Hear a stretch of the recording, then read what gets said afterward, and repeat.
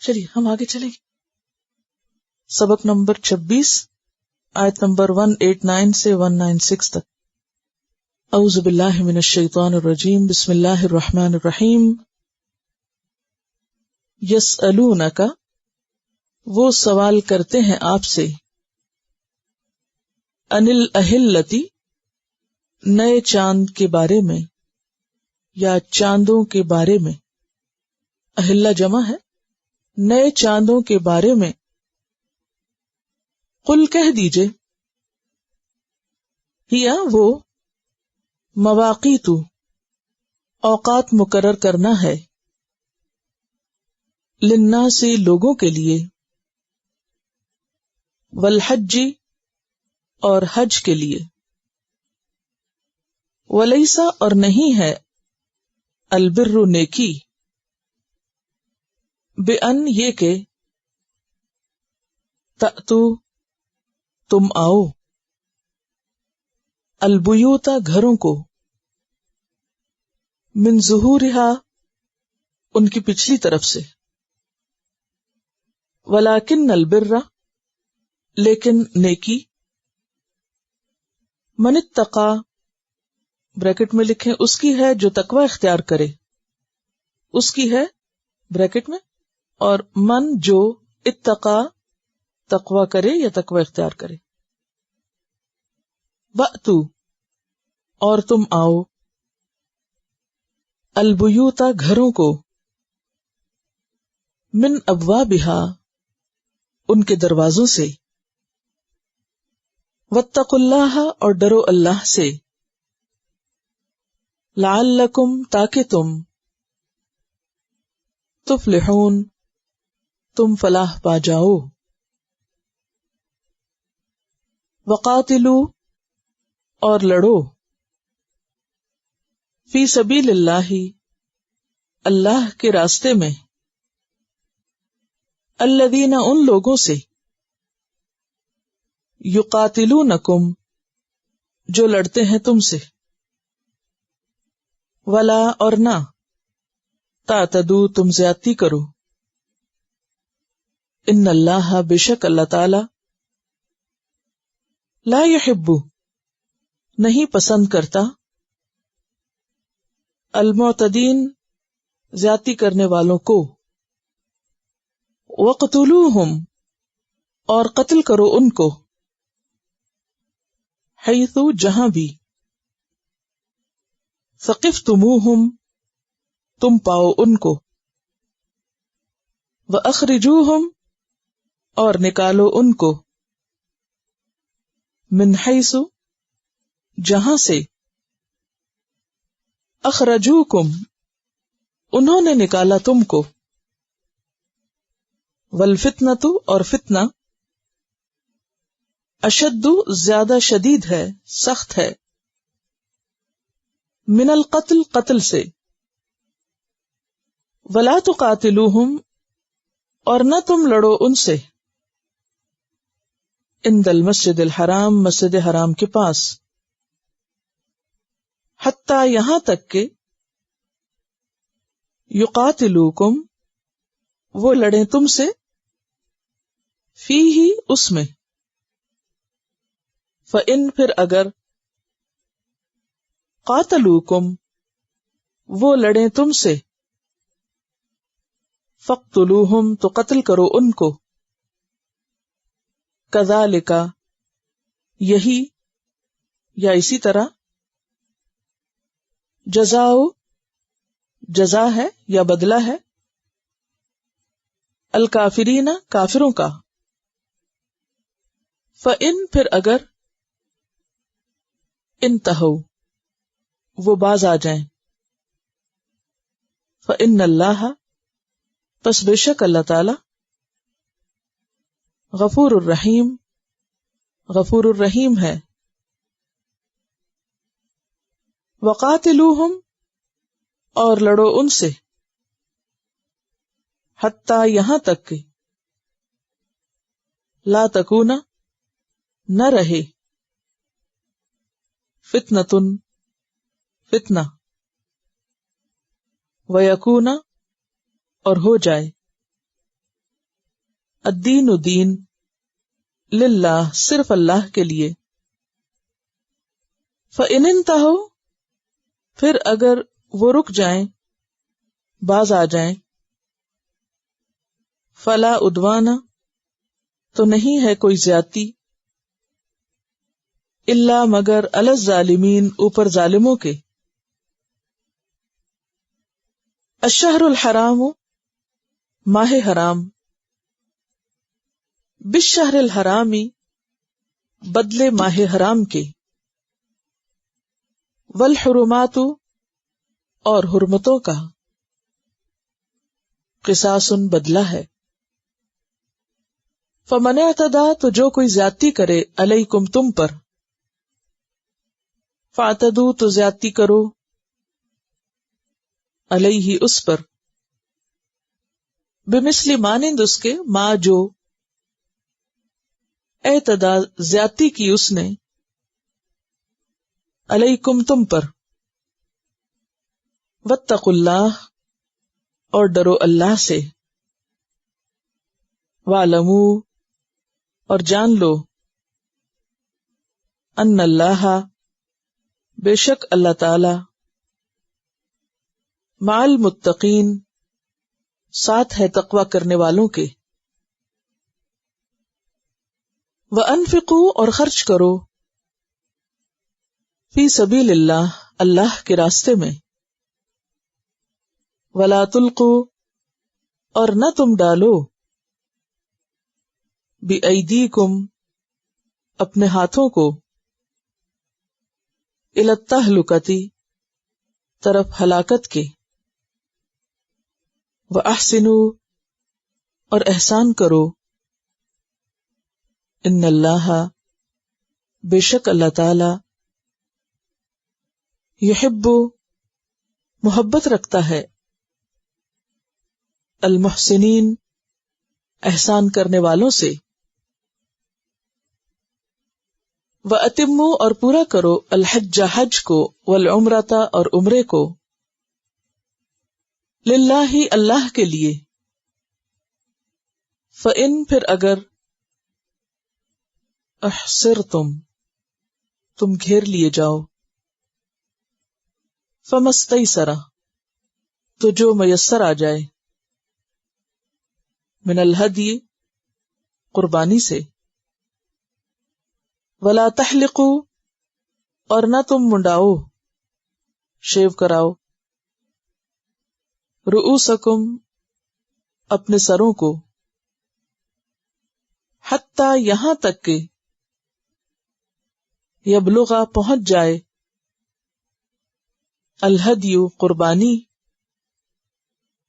محلہ اپنی حلال گاہ کو. فمن تو جو کوئی، کانا ہو، منکم تم میں سے، مریدن بیمار، او یا بھی ساتھ اس کے، اذن تکلیف ہو، من رأسہ اس کے سر سے، ففدیۃ تو فدیہ ہے، من صیام روزہ رکھنے سے، او صدقۃ یا صدقے سے، او نسک یا قربانی سے. فَإِذَا تو جب، امن تم امن میں آ جاؤ تم، فمن تو جو کوئی، تمتع فائدہ اٹھائے، بالعمرتی عمرے کا، الی الحج حج تک، فمستیسر تو جو بھی میسر آئے،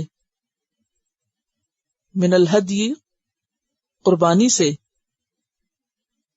فمن تو جو کوئی، لم نہ یجد پائے، فصیام تو روزے رکھنا ہے، ثلاثتی تین،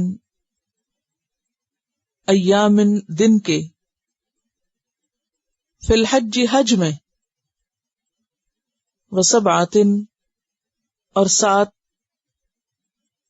اذا جب، رجعتم لوٹو تم، تل کا یہ، عشرۃ 10 ہیں، کاملۃ پورے، ذالکا یہ، لمن واسطے اس کے جو، لم نہیں، یکن ہوں، اہلہ اس کے گھر والے، حاضری موجود، المسجد الحرام مسجد حرام کے پاس، بریکٹ میں لکھ لیجئے تب بات بنتی، مجھے مسجد حرام کے پاس، واتقوا اللہ اور ڈرو اللہ سے، وَاعْلَمُوا اور جان لو، ان اللہ بے شک اللہ تعالی، شدید العقاب سخت سزا والا ہے، شدید میں نے سخت اور العقاب سزا، تو شدید العقاب سخت سزا والا۔ چلیے وضاحت، یسألونک وہ سوال کرتے ہیں آپ سے، سوال کا روٹ کیا ہے؟ سین حمزہ لام، وہ کون؟ صحابہ، وہ سوال کرتے ہیں آپ سے، ان بارے میں، الاہلہ، الاہلہ جو ہے ہلال کی جمع ہے، پہلی رات کا چاند، اور ویسے اس کا معنی ہوتا ہے آواز بلند کرنا، ہے لام لام اس کا روٹ ہے، اسی لیے جب بچہ پیدا ہوتا ہے تو اس کو کہا جاتا ہے استحل المولود، یعنی بچے نے آواز بلند کی، ایک دم چیخ مارتا ہے نا، جو کس بات کی علامت ہوتی ہے؟ زندگی کی، اور اگر وہ روئے نہ تو اسے رلاتے ہیں، تھپک لگاتے ہیں کہ روئے، سانس لے، تو استحلہ کا معنی ہوتا ہے آواز بلند کرنا، اور ہلال کو بھی کس لیے ہلال کہا جاتا ہے کہ اس کو دیکھ کر ایک دم بولتے ہیں وہ چاند۔ تو یہاں ایک چاند نہیں، کئی چاندوں کے بارے میں، یعنی یہ بار بار چاند جو ہے شکل بدلتا ہے، کبھی باریک سا نظر آتا ہے، پھر بڑھتا جاتا ہے، بڑھتے تو پھر مہینے کے آخر میں باریک ہو جاتا ہے، پھر دوبارہ اسی طرح نکلتا ہے، تو یہ سب کیا ہے؟ قل کہہ دیجیے، ہیا وہ کیا، کون؟ چاند، مواقیت، مواقیت جو ہے اس کا روٹ واو قاف تے ہے، وقت سے ہے، اور میقات کی جمع ہے، یہ میقات کی جمع مواقیت، روٹ ہے وقت، اور یہ اسم آلہ ہے، وقت مقرر کرنے یا بتانے کا ذریعہ، وقت بتانے کا ذریعہ ہے۔ اور کیا ذریعہ ہوتا ہے وقت بتانے کا؟ سورج اور گھڑی، یعنی وہ چاند کے بارے میں پوچھ رہے ہیں، اللہ تعالیٰ فرماتے ہیں کہ یہ مواقیت ہیں، یعنی گھڑی ہیں، یعنی چاند کا گھٹنا بڑھنا کیا ہے؟ وقت بتانے کا ذریعہ ہے۔ تو میقات اسم آلہ ہے، یعنی ذریعہ، للناس لوگوں کے لیے، کون سے لوگوں کے لیے؟ ویسے تو سب کے لیے، لیکن خاص طور پر جو کسی خاص موقع پر حساب کتاب رکھنا چاہتے ہوں وہی زیادہ دیکھتے ہیں نا۔ اس میں آپ دیکھیے کہ ہم جیسے عموماً تو چاند کو نوٹس نہیں کرتے، کب کرتے ہیں؟ جب عید آنی ہو۔ رمضان کا چاند دیکھنے میں ہمیں سے کتنے لوگ باہر نکلتے ہیں؟ کم، لیکن عید کا چاند دیکھنے کے لیے زیادہ باہر نکلتے ہیں۔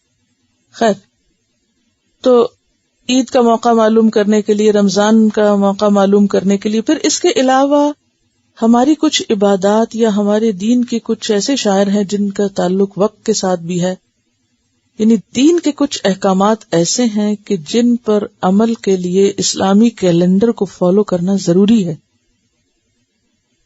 مثلا زکوٰۃ کی ادائیگی، آپ زکوٰۃ لونر کیلنڈر کے حساب سے دیں گے، نہ کہ شمسی کیلنڈر کے اعتبار سے۔ شمسی کون سا ہوتا ہے؟ سولر، ٹھیک ہے۔ آپ کو زکوٰۃ دینے کے لیے، روزہ رکھنے کے لیے رمضان کا کون سا مہینہ دیکھنے کی ضرورت ہے؟ لونر، یعنی لونر کیلنڈر کو فالو کرنا ہے، اور اس کے لیے چاند کا گھٹنا بڑھنا کہ چاند نکلا ہے یا نہیں، کون سی تاریخ ہے آج چاند کی، یہ ضروری ہے۔ اسی طرح مثلا عدت، بیوہ کی عدت، وہ بھی کس کیلنڈر کے اعتبار سے ہوگی؟ اسلامی کیلنڈر کے اعتبار سے۔ اسی طرح مطلقہ کی عدت۔ اسی طرح عام روزمرہ زندگی میں بھی آپ نے دیکھا ہوگا کہ کچھ ملکوں میں اب تک یہ اسلامی کیلنڈر استعمال ہوتا ہے، تو اس میں مثلا قرضوں کی واپسی، اگرچہ ہمارے روزمرہ کے استعمال میں نہیں، لیکن جن ملکوں میں یہ کیلنڈر رائج ہے اسلامی، وہاں لوگ اپنے جو تاریخیں رکھتے ہیں، مثلا شادی کی تاریخ رکھی یا امتحانوں کی تاریخ رکھی یا پھر قرضوں کی واپسی کی یا کوئی بھی، تو وہ سب اسلامی کیلنڈر کے اعتبار سے ہی ہوتا ہے۔ تو یہاں اس لیے فرمایا کہ وہ سارے لوگوں کو وقت بتانے کا ایک ذریعہ ہے۔ واضح ہو گئی عبارت؟ قل ہی مواقیت للناس والحج، اور خصوصاً حج۔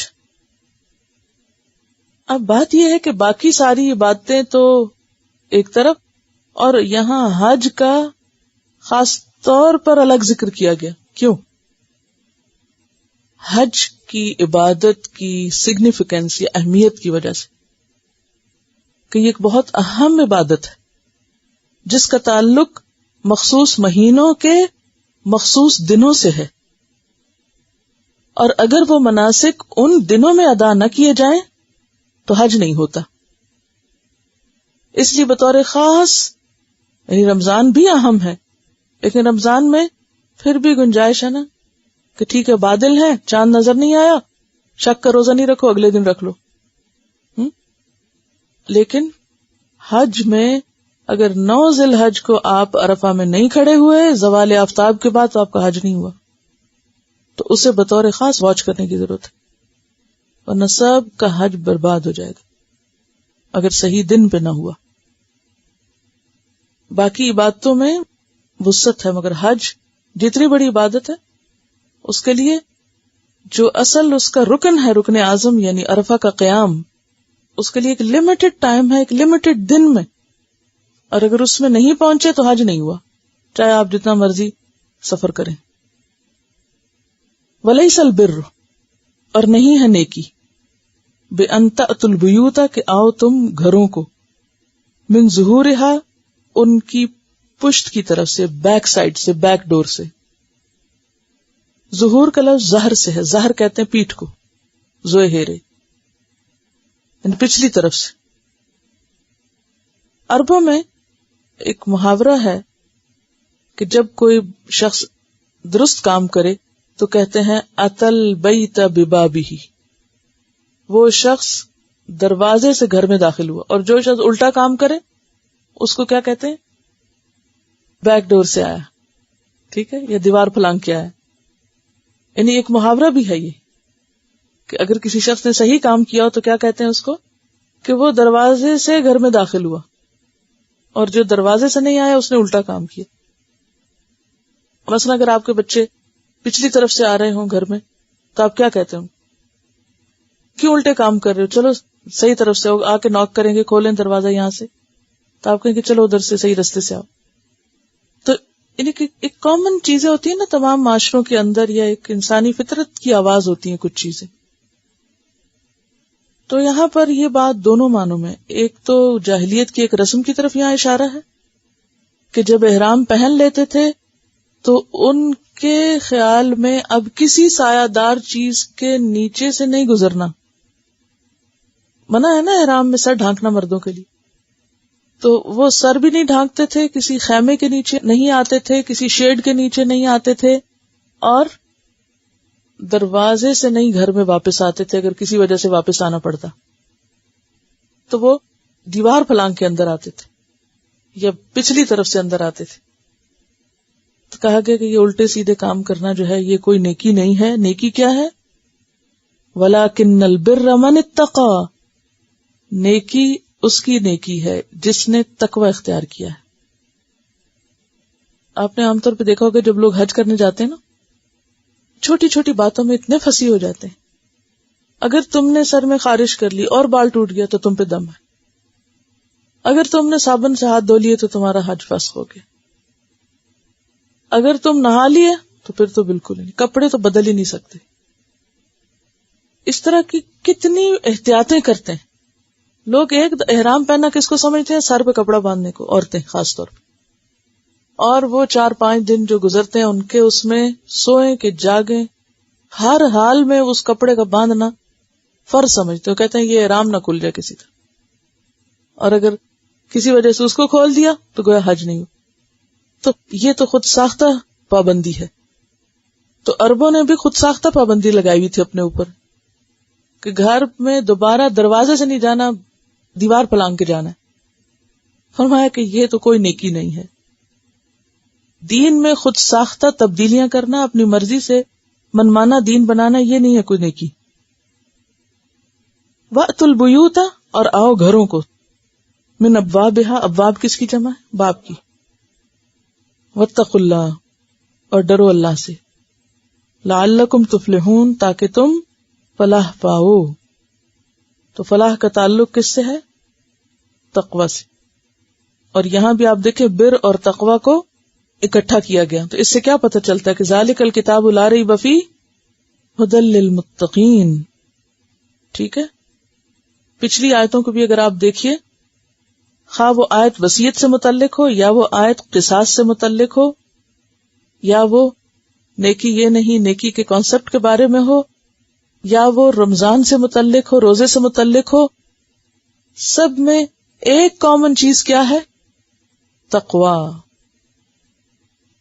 مثلاً آپ دیکھیے لیس البر تو ختم کہاں ہو رہی ہے؟ اولئک ھم المتقون پر. قصاص کی آیت وَلَكُمْ فِي الْقِصَاصِ حَيَاةٌ يَا أُولِي الْأَلْبَابِ لَعَلَّكُمْ تَتَّقُونَ. پھر اس کے بعد وصیت تو حقاً علی المتقین. پھر اس کے بعد روزے لَعَلَّكُمْ تَتَّقُونَ. اور پھر حج کا ذکر آیا تو یہاں بھی نیکی کس چیز کا نام ہے؟ تقوی کا نام.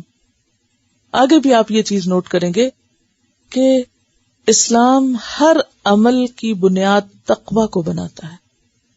اور تقوی کا تعلق کس سے ہے؟ دل سے. تو شروع میں ہم نے جو بات کی تھی کہ یہ دلوں کی اصلاح کا پروگرام ہے، یا اصل مقصود دل کی اصلاح ہے کہ یوم لا ینفع مال ولا بنون، اس دن مال اور بیٹے کام نہ آئیں گے الا من اتى اللہ بقلب سلیم. اللہ کے سامنے ہمیں کیا پیش کرنا ہے؟ قلب سلیم. جتنے بھی ہمارے اعمال ہیں ان کی قبولیت کا انحصار بھی کس پر ہے؟ کہ دل کا حال کیا تھا. حدیث میں آتا ہے ان اللہ لا ينظر الى صورکم واموالکم ولکن ينظر الى قلوبکم واعمالکم. اللہ تمہاری شکلیں اور تمہارے مال نہیں دیکھتا، وہ تمہارے دل اور اعمال دیکھتا ہے. تو جو چیز اللہ کو مطلوب ہے وہ کیا ہے؟ کہ دل کیسا ہے، اس میں تقوی سجا ہوا ہے یا نہیں. جیسے صحابہ کرام کے بارے میں اللہ تعالیٰ فرماتے ہیں کہ وَلَكِنْ حَبَّبَ إِلَيْكُمُ الْإِيمَانَ وَزَيَّنَهُ فِي قُلُوبِكُمْ، کہ اس نے ایمان تمہارے لیے محبوب بنا دیا. یعنی ایمان کی محبت ایسی تھی جو ہر چیز سے بڑھ کر تھی. یعنی اللہ کی محبت اور اللہ کے دین کی محبت ہر چیز کی محبت سے بڑھ گئی تھی ان کے اندر، اور اس کے لیے ہر طرح کی قربانی کرنے کو تیار تھے. وَزَيَّنَهُ فِي قُلُوبِكُمْ، اور ایسا نہیں تھا کہ کوئی جبر اور مجبوری تھی، بلکہ وہ دلوں میں سج گیا تھا.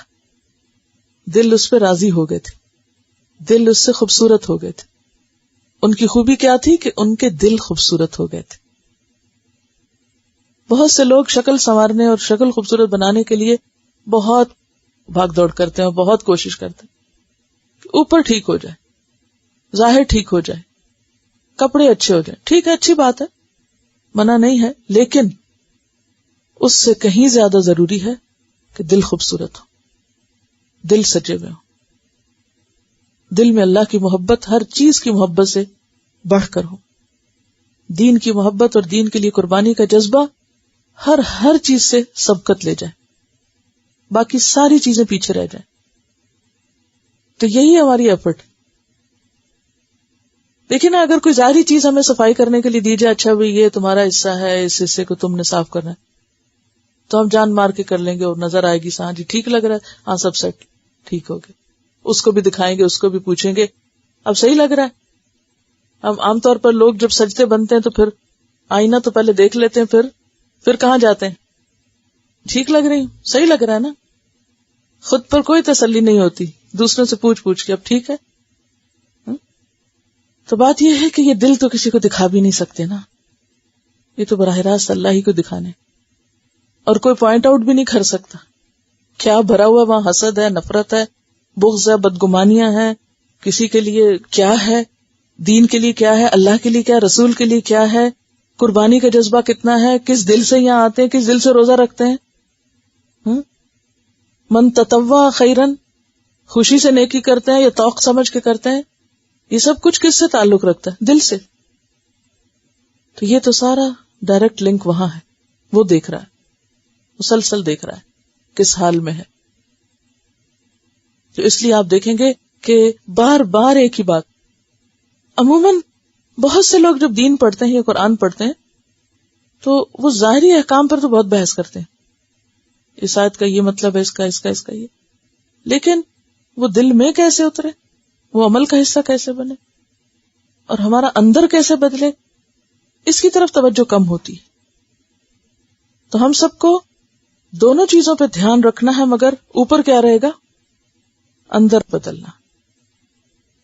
بہت سے لوگ وہ فلاں ریلیجس ہو گیا، کیا ہو گیا، اب اس نے کپڑے شپڑے مختلف پہننے شروع کر دیے اور پھر وہیں سٹاپ لگ گیا. اس کے بعد بد اخلاقی کریں، دوسروں کے ساتھ بے ایمانی کریں، بد زبانی کریں، کچھ کریں، کوئی پرواہ نہیں. کیا ہے؟ ہم حجابی لوگ ہیں، کافی ہیں، ہمارا ایمان اور ہمارا دین بس یہی ہے، اتنا ہی کافی. نہیں، یہ کافی ہرگز نہیں ہے. قطعاً بد اخلاقی اور بد زبانی زیب نہیں دیتی ہے دوسروں کے ساتھ ایسا رویہ.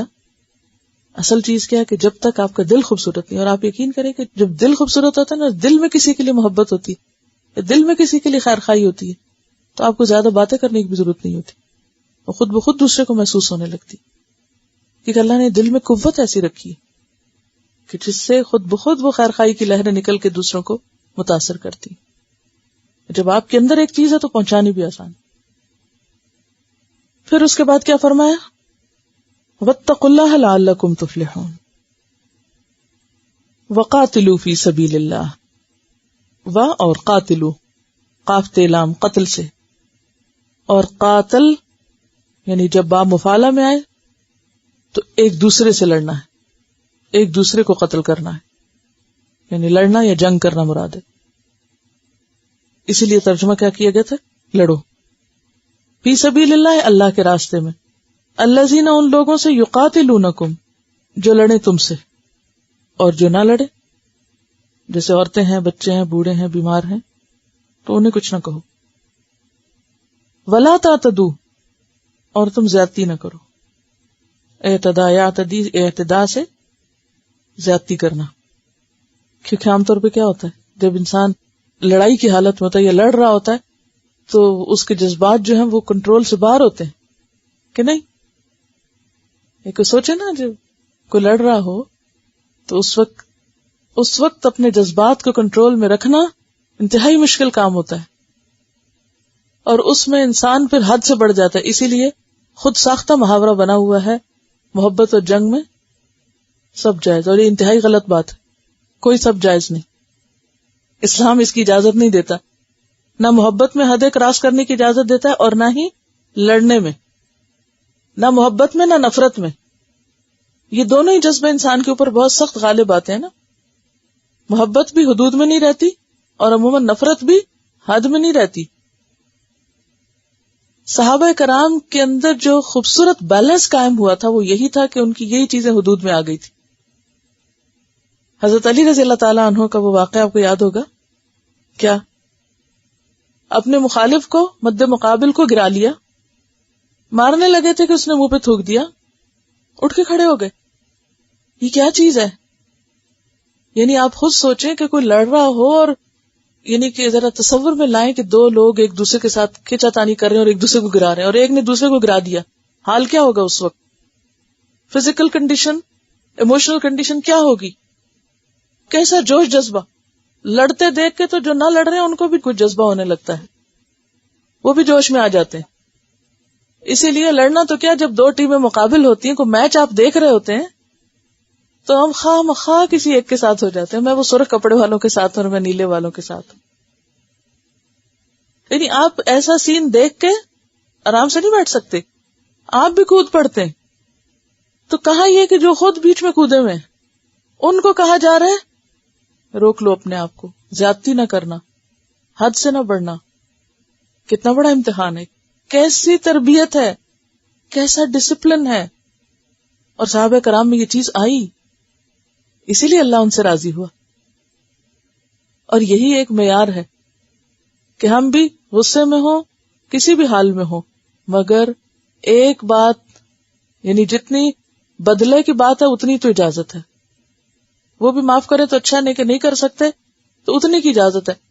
مگر اس سے آگے ایک کے بدلے دو کی نا، کیونکہ ہمیں تو چین کب آتا ہے جب دو سنائے، ایک نہیں، ایک سے بات نہیں بنتی، جب دو سنائے یا زیادہ سنائے. تو بات یہ ہے کہ ایسی حالت میں کہ جب انسان کے پاس اختیار بھی ہو، طاقت بھی ہو، پھر وہ اپنے آپ کو روک لے کہ نہیں، مجھے یہاں فالتو نہیں بات کرنی، جتنی حق ہے بس اتنی کرنی. کیونکہ جب ہم بولنے لگتے ہیں نا تو ہم سٹاپ نہیں کہیں لگاتے، فل سٹاپ نہیں ہوتا پھر ہمارے سینٹنس میں، پھر نان سٹاپ بولتے ہیں.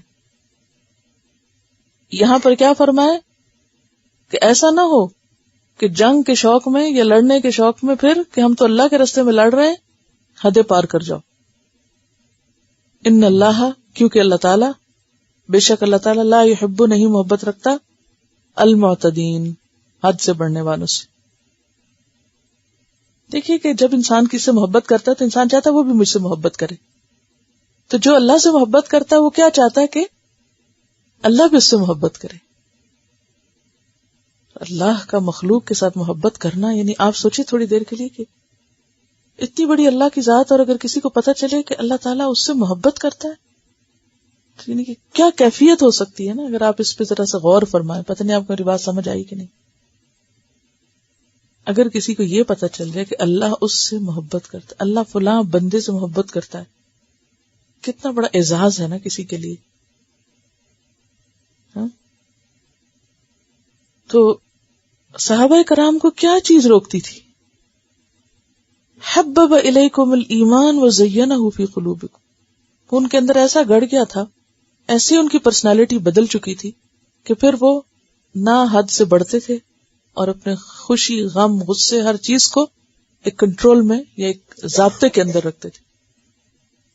فرمایا کہ جو حد سے بڑھے گا، باؤنڈریز کراس کرے گا، وہ اللہ کی محبت سے دور ہو جائے گا. تو پھر کون کرے وہ کام، اور کیوں کرے؟ کیونکہ جنگ بھی اپنے نفس کی پیروی میں تھوڑی کرنی ہے. کس لیے کرنی؟ فی سبیل اللہ کرنی ہے. یہ بہت بڑا فرق ہے.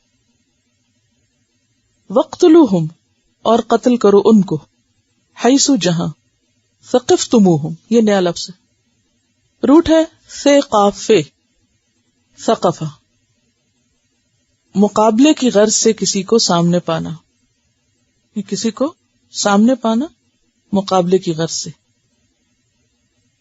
یعنی کوئی مقابلہ کرنے آ رہا ہے اور تم نے اس کو پا لیا، یا جن سے مقابلہ ہو ان کو پانا. اچھا، یہ اصل میں تھا ثقفتم، لیکن ثقفتمو کیوں بن گیا؟ ثقفتموہم، ثقفتم جو ہے جمع ہے، ثقفتم پاؤ تم، ہم ان کو، یعنی اصل لفظ کیا تھا؟ ثقفتمہم، ردم کے لیے. یہ جو واو کے اوپر ہے نا،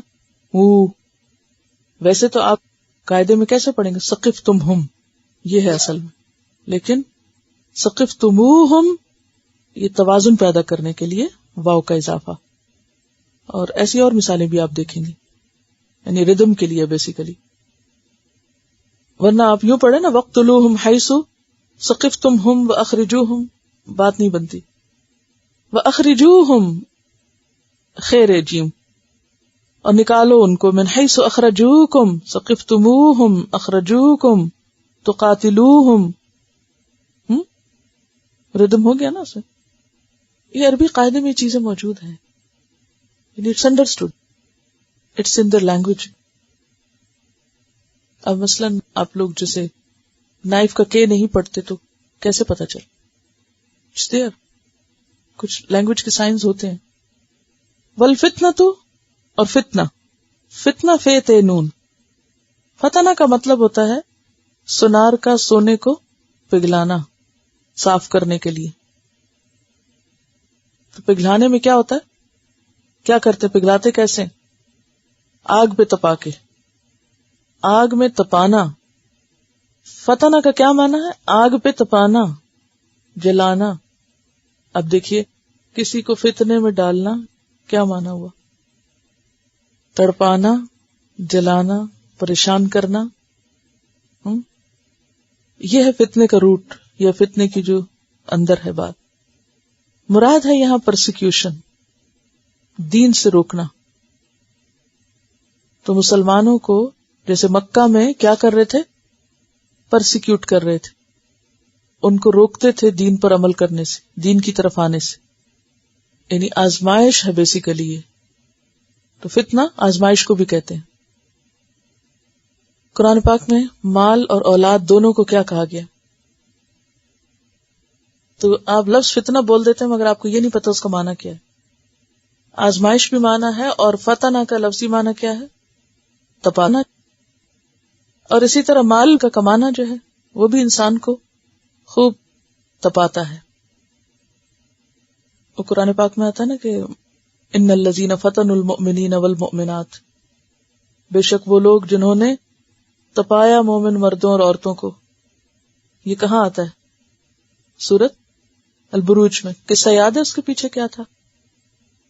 ایک قوم میں وسیع پیمانے پر لوگ مسلمان ہو گئے تھے اور بادشاہ کو بڑا شدید غصہ ان پر آیا تھا.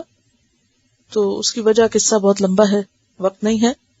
تو اس نے حکم دیا کہ بڑی بڑی خندقیں کھدوائی جائیں. خندقیں کھدوائی گئی، آگ سے بھر دی گئی اور سب کو ان خندقوں میں پھینک دیا گیا، دھکا دے کے ڈال دیا گیا. تو وہ ایک چھوٹا سا بچہ تھا، ماں نے اٹھایا تھا گود میں. تو ماں جب جا رہی تھی تو وہ ڈر رہی تھی، تو بچہ بول اٹھا. کہتے ہیں دنیا میں چند بچوں نے کلام کیے تو بچہ بول اٹھا کہ ماں نہ ڈر، کود جا. یعنی وہ بظاہر تو انہیں سزا دے رہے تھے لیکن وہ مرتے جا رہے تھے اور اللہ کے پاس شہید ہو کے پہنچتے جا رہے تھے. تو اس کے بارے میں آتا ہے کہ ان الذین فتنوا المؤمنین والمؤمنات، بے شک وہ لوگ جنہوں نے کیا ترجمہ کریں گے؟ جلایا، تپایا مومن مردوں اور عورتوں کو. تو لٹرلی تپانے اور جلانے اور اس معنی میں فتنے کا لفظ آتا ہے. اور پھر اس کے آگے معنی ہوتے ہیں آزمائش. اور پھر اس کا معنی ہے دین سے روکنا. دین کے کام سے روکنا جو ہے وہ بھی کیا ہے؟ فتنہ. فتنہ کیسے؟ اب آپ دیکھیں کہ آپ کے دل میں دین کا کوئی کام کرنے کا شوق ہو، یا دین پڑھنے کا یا پڑھانے کا یا کچھ بھی.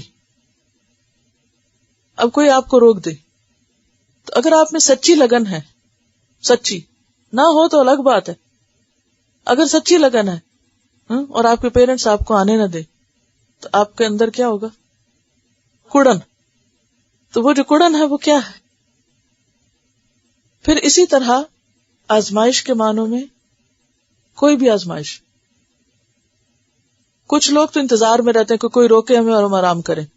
وہ کیا کہتے ہیں دوسرے کے سر پہ کیا، ہم تو بڑا اچھا کام کرنا چاہتے تھے، کوئی کرنے ہی نہیں دیتا. سورۃ الحج میں اللہ تعالیٰ فرماتے وَإِنْ أَصَابَتْهُ فِتْنَةٌ انقلب عَلَى وَجْهِهِ. ایک شخص بڑی خوشی سے دین کے راستے میں نکلتا ہے اور اگر اس کو کوئی تکلیف آتی ہے، آزمائش آتی ہے، تپتا ہے، کہیں کوئی تپاتا ہے، کوئی استاد ہی تپاتا ہے مثلا زیادہ ہوم ورک دے کے، تو کیا ہوتا ہے؟ انقلب علی وجہہ، اپنے منہ کے بل پھر جاتا ہے، یعنی اپنا منہ موڑ لیتا ہے، چلا جاتا ہے.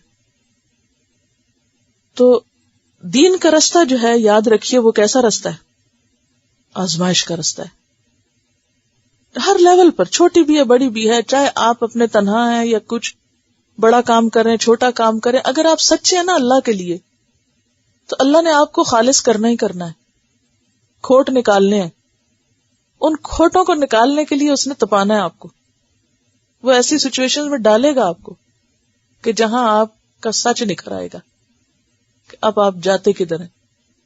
آپ آرام فرماتے ہیں یا پھر آپ تکلیف اٹھا کے کام کرتے ہیں.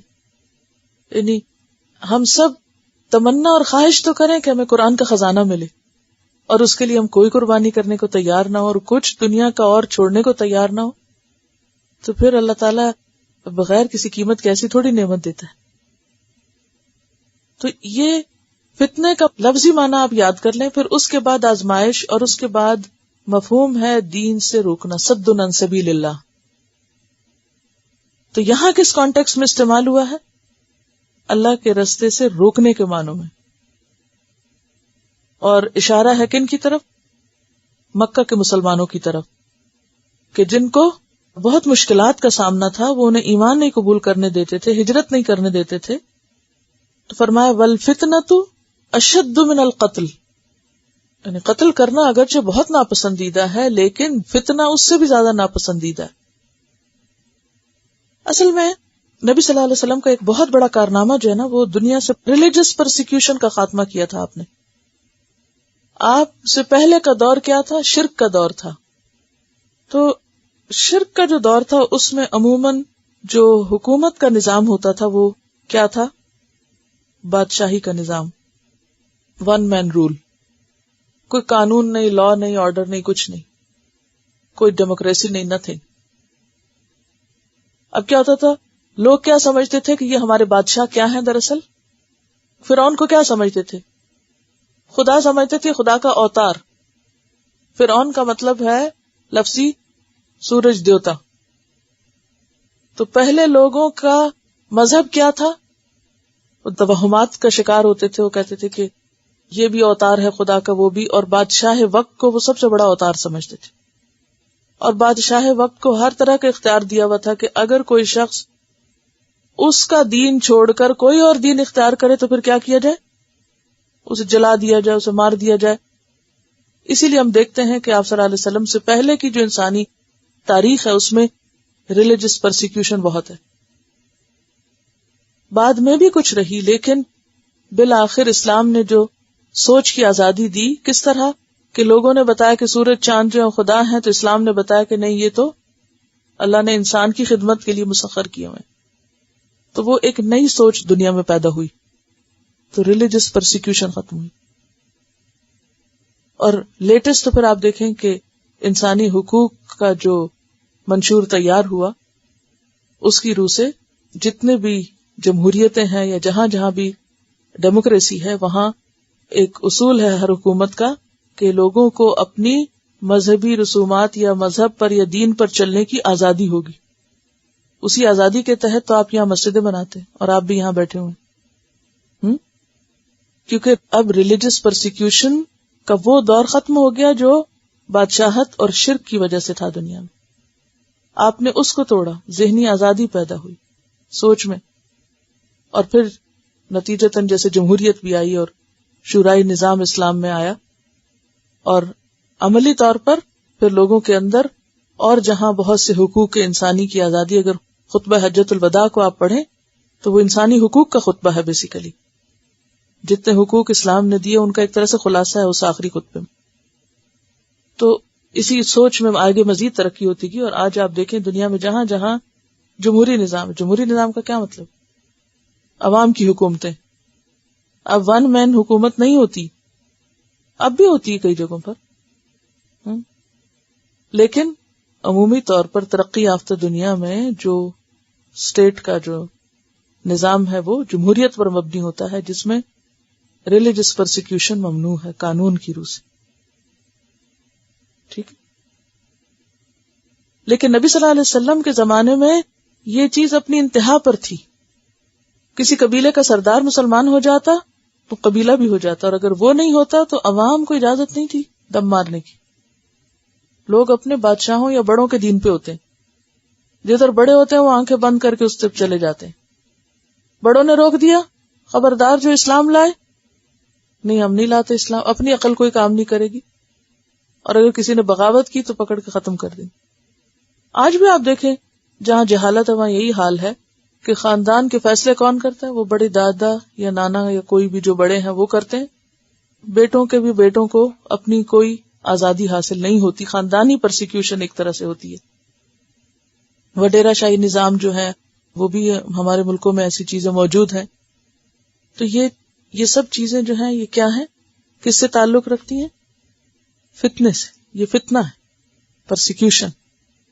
ٹھیک ہے، تو یہاں پر کیا فرمایا جا رہا ہے کہ والفتنہ تو، اور فتنہ جو ہے یعنی لوگوں کو ان کے حقوق کی آزادی نہ دینا، اشد من القتل، یہ قتل سے بھی بدترین برائی ہے.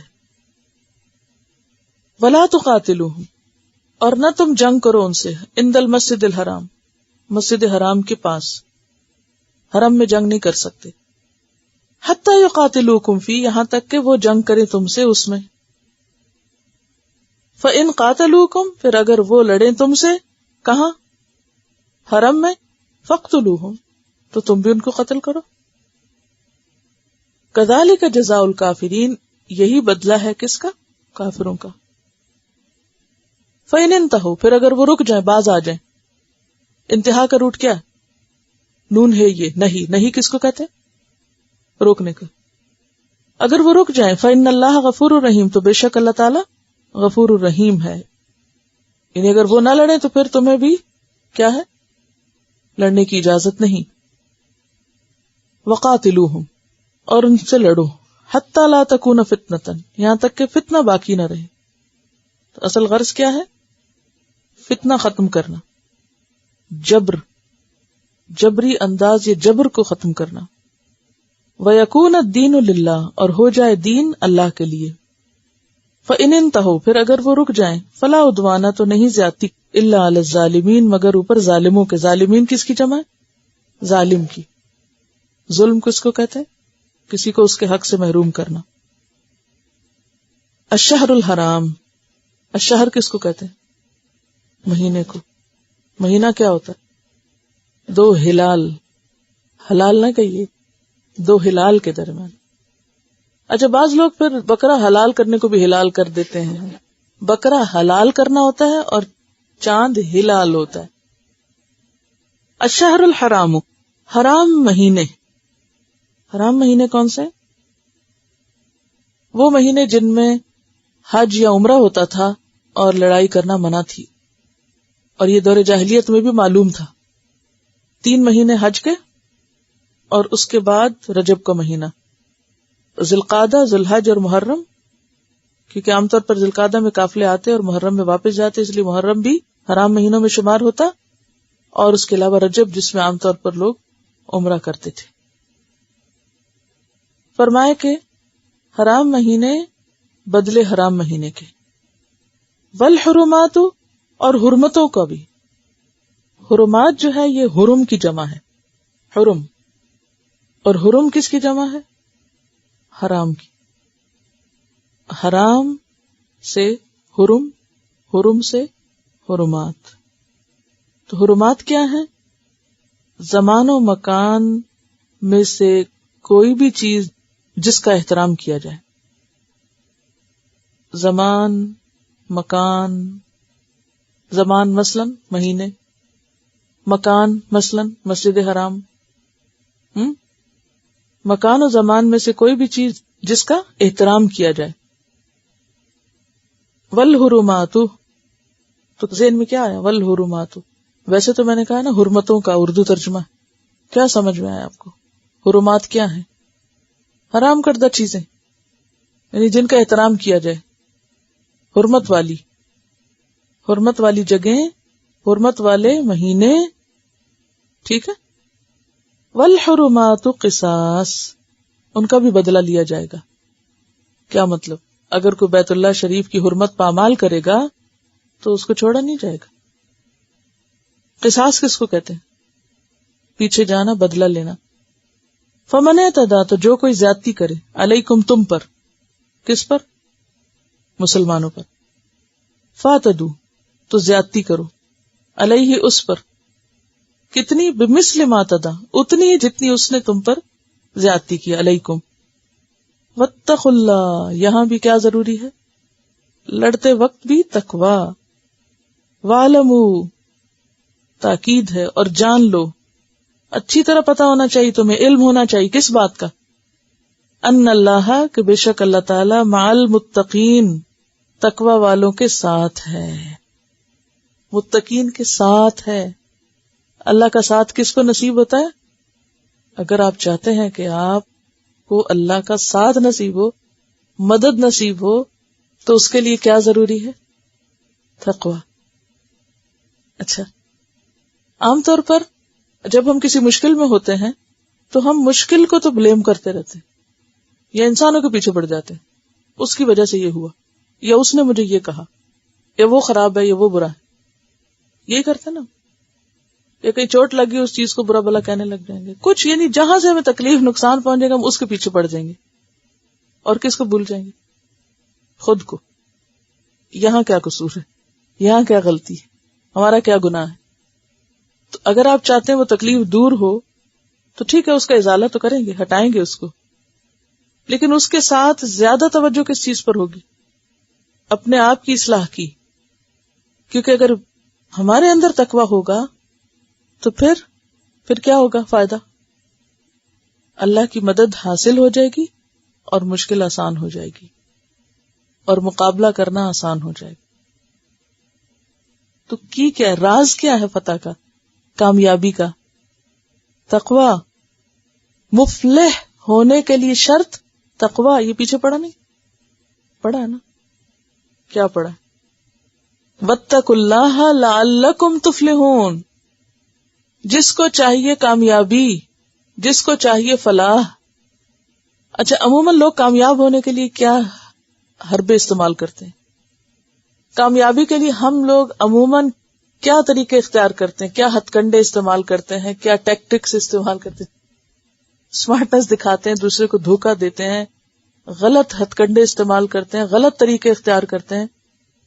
اور پھر وقتی طور پر کچھ کامیابی ہو جاتی ہے، غلط طریقے سے بھی آپ ایک چیز کو حاصل کرنے کی کوشش کرتے ہیں، لیکن الٹیمیٹلی نقصان ہوتا ہے. کہتے ہیں جھوٹ کے پاؤں نہیں ہوتے. جھوٹ بول کے آپ ایک دفعہ فائدہ اٹھا لیں گے، دوسری دفعہ شان بنا لیں گے، تیسری دفعہ تو آپ پکڑے جائیں گے. سمجھ گئے؟ یعنی جو شخص اپنے کاموں کی بنیاد جھوٹ، فریب، دھوکے اور دوسرے کے ساتھ غداری پہ رکھتا ہے، وہ کبھی حقیقی کامیاب نہیں ہو سکتا. اس کے کام میں کبھی برکت نہیں ہو سکتی. تو کامیاب ہونے کے لیے باہر نہیں، اندر کی اصلاح کی زیادہ ضرورت ہے.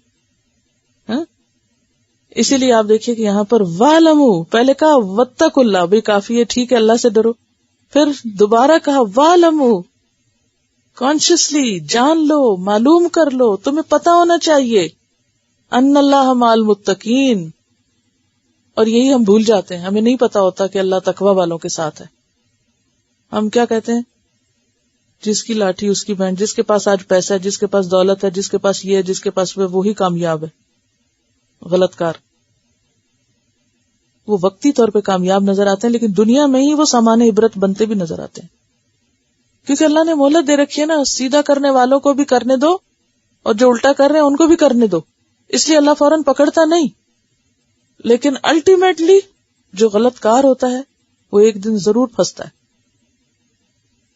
حضرت عمر کے پاس ایک شخص لایا گیا چوری میں. اس نے کہا نہیں مجھے معاف کر دے، میں نے پہلی دفعہ چوری کی. کہا کہ نہیں، اللہ پہلی دفعہ چوری کرنے والے کا پردہ رکھتا ہے.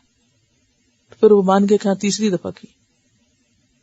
تو بات یہ ہے کہ اللہ تعالیٰ پردہ رکھتا ہے، پھر چانس دیتا ہے، باز آ جاؤ، چھپ کے کر رہے ہو جو گناہ چھوڑ دو، باز آ جاؤ. پھر اور جب انسان باز آ جاتا ہے تو اللہ ڈھانک دیتا، غفور الرحیم ڈھانک دیتا.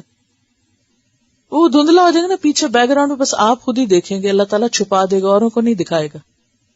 ٹھیک ہے، لیکن جو کیا تھا نا، انسان کہے گا اب تو میں ڈوبا، تو اللہ تعالیٰ کہے گا کہ جیسے دنیا میں نے تیرا پردہ رکھا، میں آج بھی رکھتا ہوں، اور میں تجھے معاف کرتا ہوں. تو توبہ کا یہ فائدہ ہے. لیکن اگر کوئی باز نہیں آتا اپنی حرکتوں سے، وہ پرانی غلط کاریوں کو پلٹ پلٹ کے کرتا رہتا، پھر اللہ پردے کھول دیتا ہے، پھر پکڑ ہو جاتی، پھر دنیا میں بھی رسوائی ہو جاتی ہے. وَاعْلَمُوا، جان لو، ان اللہ، بے شک اللہ تعالیٰ، مع المتقین، تقوی والوں کے ساتھ ہے. اللہ کی مدد شامل حال رہے گی جب تک تمہارے دلوں میں خدا کا خوف رہے گا. وَأَنفِقُوا، اور خرچ کرو، فی سبیل اللہ، اللہ کے راستے میں. وَلَا تُلْقُوا، اور نہ تم ڈالو. القا یلقی، القا اس کا مصدر ہے، پھینکنا، کسی کے سامنے ڈالنا. بِأَيْدِيكُمْ، اپنے ہاتھوں کو، إِلَى التَّهْلُكَةِ، ہلاکت کی طرف. تہلکہ کا لفظ جو ہے نا، ہے لام کاف سے ہے، اردو میں عام استعمال ہوتا ہے ہلاکت. وَأَحْسِنُوا، اور احسان کرو. ان اللہ، بے شک اللہ تعالی، یحب المحسنین، محبت رکھتا ہے احسان کرنے والوں سے. محسن کی جمع ہے محسنین. وَأَتِمُّوا، اتموا کیا روٹ ہے؟ تے میم میم، تمام کرو، پورا کرو. کس کو؟ الحج، حج کو. اچھا، یہ اتمو کا لفظ کئی دفعہ ہے نا، اتمو، کیوں اس کی تاکید آتی ہے؟ ادھورا نہ چھوڑو. ٹھیک ہے، کوئی کام جب شروع کرو نیکی کا تو کیا کرو؟ پورا کرو. ٹھیک ہے، اب قرآن شروع کیا ہے تو اس کو، جی ہاں انشاءاللہ.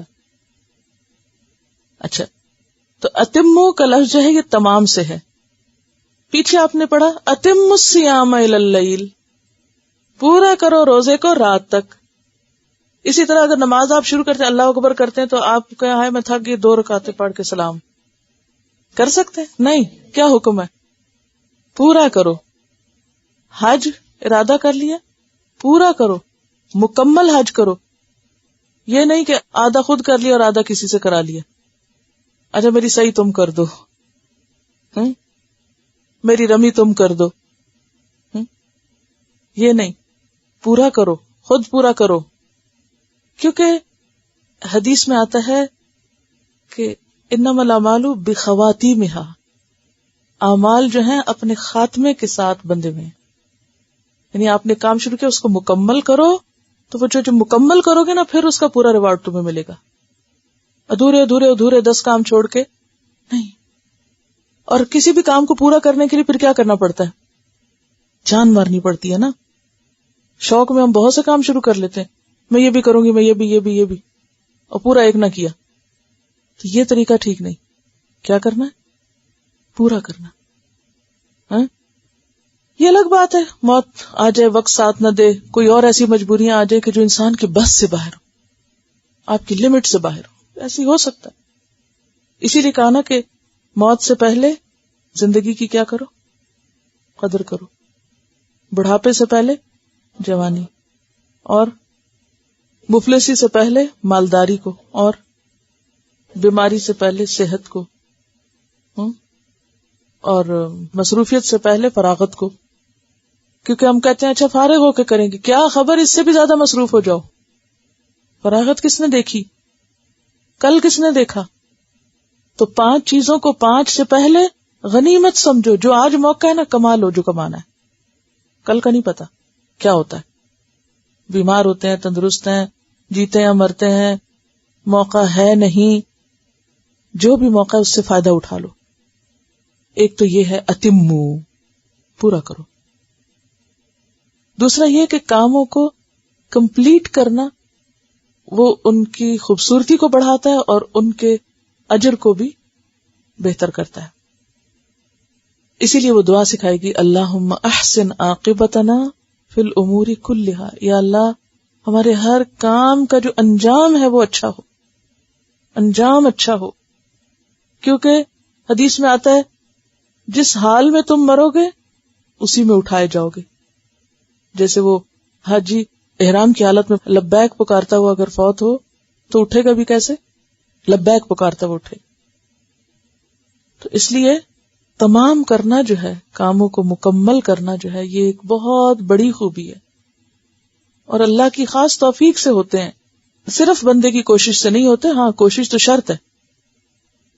تو یہاں یہ بھی تو کہا جا سکتا تھا نا کہ حج کرو، حج کیا کرو، یہ نہیں کہا. اتم. ابراہیم علیہ السلام کو جس صفت کی بنا پر امام چنا گیا تھا وہ کیا تھی؟ فَأَتَمَّهُنْ. میں کبھی وہ آیت پڑھتی تھی نا تو میں سوچتی تھی یا رب اتمہن قال انی جاعلک للناس اماما. اتمہن کیا چیز ہے؟ تو کاموں کو مکمل کرنا یہ کوئی معمولی بات نہیں ہے، بہت بڑی کوالٹی ہے، اور اسی میں کامیابی کا راز ہے. وہ لوگ ناکام لوگ ہیں، فیلئر ہیں، جو کام شروع کریں اور چھوڑ دیں، کیونکہ مشکلیں تو آتی ہیں، یہ نہیں کہ مشکل نہیں ہوگی، لیکن بہادری اسی میں نہیں کہ مشکل پہ قابو پاؤ، نہ کہ گھبرا کے بھاگ جاؤ. یعنی میدان جنگ چھوڑنا جو ہے وہ کیا ہے؟ کبیرہ گناہ. وَأَتِمُّ الْحَجَّ وَالْعُمْرَةَ لِلَّهِ. للہ کا کیا مطلب ہے؟ اللہ کے لیے. تو اس سے ایک اور بات پتہ چلتی کہ خاص طور پر وہ کام جو اللہ کے لیے کیے جائیں ان کو بشکل تمام کرنا چاہیے، ان کا حق ادا کرنا چاہیے. ہم عام طور پہ کہتے ہیں بس میری ایک بڑی ویکنیس ہے کہ میں پرفیکشنسٹ ہوں. لیکن کس چیز میں پرفیکشنسٹ؟ دنیا میں. گھر کو سجانے کا معاملہ پرفیکشنسٹ، کپڑے پہننے کا معاملہ پرفیکشنسٹ، میک اپ کا معاملہ پرفیکشنسٹ، قرآن پڑھنے کا معاملہ جتنا بھی پڑھ لو کافی. پھر کہتے ہیں دین بھی رکھنا، دنیا بھی تو رکھنی ہے نا. تو کبھی یہ تو نہیں کہا کہ دنیا رکھنی ہے تو دین بھی رکھنا ہے نا. اس جملے کو الٹا کر لینا، یہی تو امتحان ہے. تو اتمو تمام کرو، پورا کرو، الحج حج کو، والعمرۃ اور عمرے کو، للہ اللہ کے لیے. فإن احسرتم. اب آ گئی رکاوٹیں. پھر اگر تم گھیر لیے گئے، رکاوٹ کیا ہے؟ ہے سوادرے. کلمہ حسر آپ کو یاد ہے میں نے بتایا تھا وہ یہی ہے. رکاوٹ آ جائے یعنی پورا کرنے میں رکاوٹ آ جائے. ٹھیک ہے، تم نیت کر لی تھی، شروع کر لیا، اب پورا کرنے میں رکاوٹ آ گئی، گھیر لیے گئے تم، محاصرہ کر لیا گیا تمہارا. رکاوٹوں میں کیا ہو سکتا ہے؟ مثلاً کوئی دشمن کی رکاوٹ ہو سکتی ہے، کوئی چور ڈاکو کی رکاوٹ ہو سکتی ہے، کوئی بیماری ہو سکتی ہے، کوئی ویزے کی رکاوٹ ہو سکتی ہے. موسم تو سردی گرمی ہو، حج عمرہ روزہ وہ تو کرنا ہی پڑے گا. جی. فَإِنْ أُحْصِرْتُمْ. پھر اگر تم گھیر لیے جاؤ یعنی روک لیے جاؤ. گھیر لیے جاؤ سے مراد یہ روک دیے جاؤ، نہیں جا سکتے. بعض اوقات ایسا ہوتا ہے نا کہ آپ پوری تیاری سے آپ نے احرام پہن لیا، نیت کر لی، اور آپ کو کہا گیا آپ ایئرپورٹ پہ چلیں، آپ کو پاسپورٹ مل جائیں گے عمرے، اور ویزے کے بغیر ہی پاسپورٹ مل گئے. اب آپ نے احرام پہنا ہوا، اب آپ جدہ بھی اتر رہے ہیں لیکن آپ نہیں جا سکتے کیونکہ آپ اسٹیمپ نہیں ہیں. تو یہ بھی ایک رکاوٹ آ گئی نا. تو اس طرح کی یعنی آج کے دور کی رکاوٹوں میں سے کیا رکاوٹ ہو سکتی ہے؟ اس طرح کی کوئی رکاوٹ ہو سکتی. یا آپ نے کئی دفعہ سنا ہوگا کہ ایک خاتون اپنے ہسبینڈ کے ساتھ حج کے لیے جا رہی تھی، سب تیاری کی ہوئی تھی، جہاز میں ہسبینڈ کی ڈیتھ ہو گئی راستے میں. یا چلنے سے پہلے ہی سب ٹکٹ وکٹ ہر چیز تیار ہے، ڈیتھ ہو گئی، اب وہ عدت میں ہے، محرم نہیں ہے، اور رکاوٹ ہو گئی. تو اگر تو احرام پہننے سے پہلے رکاوٹ ہو گئی تو اس میں تو کوئی حرج نہیں. لیکن اگر احرام کی حالت میں روکے گئے، اب کیا کرنا ہے؟ فَمَسْتَيْسَرَ مِنَ الْهَدِي. تو جو میسر آئے. استیسرہ کا کیا معنی؟ میسر آئے، یہ سین رے سے، یسر سے، جو آسانی سے میسر آئے. من الہدی قربانی میں سے، یعنی پھر احرام کھولنے کے لیے دم دینا ہوگا، پھر دم دینا ہوتا ہے. ٹھیک ہے. ولا تحلقوا. اور نہ تم حلق کرو یعنی منڈواؤ، ہے لام قاف. کس کو؟ رؤوسکم اپنے سروں کو. حتی یہاں تک کہ یبلغ الہدی پہنچ جائے، بے لام غین، ہدی قربانی، محلہ اپنے حلال کرنے کی جگہ، یعنی جہاں حلال ہونی چاہیے. اچھا یاد رکھیے جو ہدی قربانی کو کہتے ہیں نا، تو اس قربانی کو کہتے ہیں کہ جو قربانی کے لیے حرم کی طرف بھیجی جاتی. ہر قربانی کے لیے ہدی نہیں ہوتا. ہدی قربانی کا وہ جانور جو کہاں بھیجا جاتا ہے؟ حرم میں بھیجا جاتا ہے، خواہ وہ اونٹ ہو، گائے، بکری، بھیڑ، جو بھی ہو. فمن کان منکم مریضن، تو جو کوئی تم میں سے بیمار ہو، او بہی اذن، یا ساتھ اس کے کوئی تکلیف ہو. اذن کس کو کہتے ہیں؟ اذیت کو، بیماری، تکلیف. من رأسہ، اس کے سر میں، یعنی سر میں. تو کیا کرو؟ اگر سر میں کوئی تکلیف ہے اور سر کے بال کٹوانے پڑ رہے ہیں، منڈوانے پڑ رہے ہیں، ہٹانے پڑ رہے ہیں، ففدیۃ، تو فدیہ دینا ہے. فدیہ کس کو کہتے ہیں؟ بدلہ، معاوضہ. من صیام، روزے سے، 3 روزے. او صدقۃ، یا صدقہ، 6 مسکینوں کا کھانا. او نسک، یا قربانی، 1 بکری. فاذا امنتم، پھر جب تم امن میں آ جاؤ، یعنی بیماری سے امن آ جائے، صحت ہو جائے یا رکاوٹ دور ہو جائے. فمن تمتع، تو جو فائدہ اٹھانا چاہے، میم تے عین اس کا روٹ ہے، متاع. بالعمرۃ، ساتھ عمرے کے، الی الحج، حج تک، یعنی حج اور عمرہ ایک سفر میں کرنا چاہے. فمستیسر من الہدی، تو جو میسر آئے ہدی میں سے وہ کرے. یعنی حج تمتع کے لیے قربانی کرنی ہوگی. فمن لم یجد، تو جو کوئی نہ پائے، کیا نہ پائے؟ قربانی. حج تمتع بھی کرنا چاہتا ہے لیکن قربانی کا جانور بھی کوئی نہیں، وہ کیا کرے؟ فصیام، روزہ رکھے. کتنا؟ 3 ایام، 3 دن کے. فی الحج، حج میں، یعنی دوران حج، یعنی حج کے مہینے میں مراد. وسبعۃ، اور 7 اذا رجعتم، جب تم لوٹو. کہاں؟ اپنے گھر، اپنے ملک. تلکا، یہ، عشرۃ، 10 کاملہ، پورے. یعنی یہ پورا 10 روزہ ہوگا، چاہے آپ ایک ایک کر کے رکھیں لیکن 10 روزے رکھنے ہوں گے، اکٹھے ایٹ اسٹریچ نہیں. ٹھیک ہے؟ ویسے بھی 3 وہاں اور 7 گھر پہ آ کے. یعنی کئی لوگ غریب ہوتے ہیں نا، قربانی نہیں کر سکتے مگر حج تمتع کرنا چاہتے ہیں، تو ان کے لیے پھر کیا حکم ہے کہ اس کے بدلے میں، معاوضے میں کیا کریں؟ روزے رکھ لیں 10، 3 وہاں اور 7 گھر میں آ کے، اور 3 وہاں پورے مہینے میں 3 دن رکھ لیں کہیں. ذالک، یہ، لمن، اس کے لیے ہے، لم یکن، نہ ہو، اہلہ، اس کا اہل. اہل میں کون کون ہوتے ہیں؟ جیسے ماں باپ ہیں، جیسے بیوی بچے ہیں، یعنی جس کا اپنا گھر نہ ہو. کہاں نہ ہو؟ حاضر المسجد الحرام، مسجد حرام کے پاس. حاضری جو ہے نا، دراصل میں حاضرین تھا. حضرے، حضر یعقوب الموت پیچھے پڑ چکے ہیں. تو حاضری سے مراد حاضر رہنے والے، یعنی باشندے، رہائشی، ریزیڈنٹس. مسجد حرام، مسجد حرام کے، یعنی جو مکہ کے رہنے والے نہ ہوں. یہ حکم مکہ والوں کے لیے کیوں نہیں؟ مکہ والے تو عمرہ کسی وقت بھی کر سکتے ہیں نا.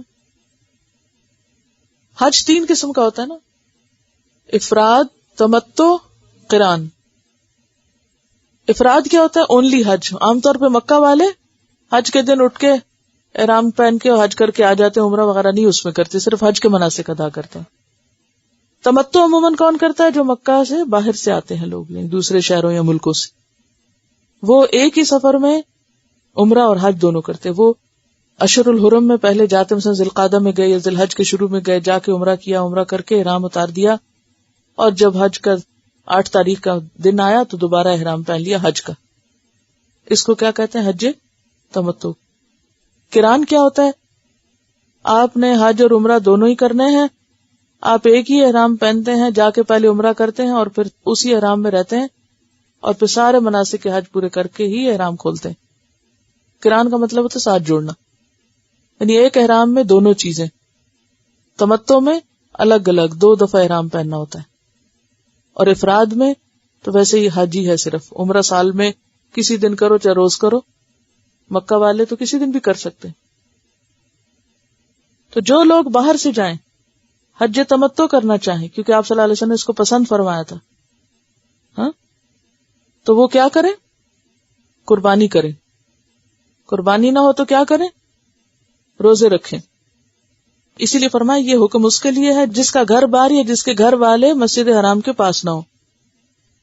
واتقوا اللہ، اور اللہ سے ڈرو. پھر کیا بات ہوئی؟ واتقوا اللہ، ہلنے نہیں دیتے اللہ تعالیٰ ادھر ادھر. جو ہی ریچولز کی بات آتی ہے فوراً پکڑ ہو جاتی. واتقوا اللہ صرف ریچولز میں نہیں پڑھنا، صرف ظاہری باتوں میں نہیں. ہمارا عام ویکنس کیا ہوتی ہے کہ جب ہم ریچولز میں آتے ہیں تو بس انہی کے ہو کے رہ جاتے ہیں، تقویٰ بھول جاتے ہیں. وَاعْلَمُوا، پھر آپ دیکھیے کتنی دفعہ پھر وَاعْلَمُوا کی بات ہے. کیا مطلب ہوتا ہے وَاعْلَمُوا کا؟ جان لو کا کیا مطلب ہوتا ہے؟ علم حاصل کرو. جانا کیسے جاتا ہے؟ سیکھنے سے نا. کسی کے بغیر ہی جان لیتے ہیں آپ ماں کے پیٹ سے ہی.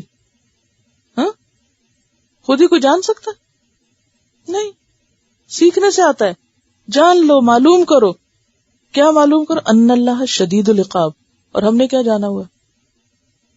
صرف ایک حصہ.